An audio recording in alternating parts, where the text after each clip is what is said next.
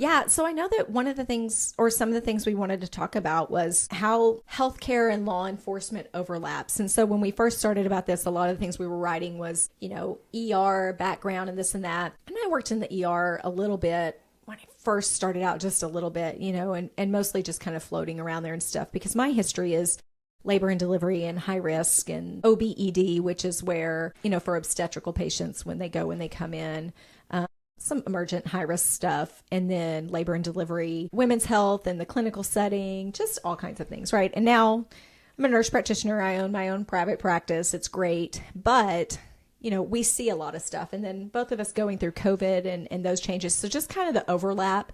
This isn't a serious healthcare and this and that discussion. This is the crazy stuff that we see. I've seen teenage runaways come in ready to deliver a baby in, near downtown Austin, and they come in with their backpack tricked out with little holes in it, thinking they can put their baby in their backpack with their arms and legs hanging out. And they're just going to be able to walk out of the hospital at 16 carrying their baby in their backpack. And right.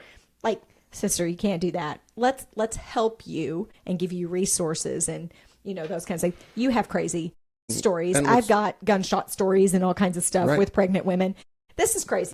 And right? yeah, and what's wild is that people won't believe that actually happens. And for us, that's normal in our world. It is. And it's sad, but most people could never even comprehend the type of things that we see day in and day out. I think that's right. Eric, and I think that lends to two other things. One is that it kind of puts up almost like a wall, like a barrier for us, that it doesn't harden us to those outside things, but it does allow us to kind of take a step back. And, you and I are both like this. We react differently in stressful situations. Like a lot of people, it's that fight or flight. But for us, it's like chaos is my call. Yeah.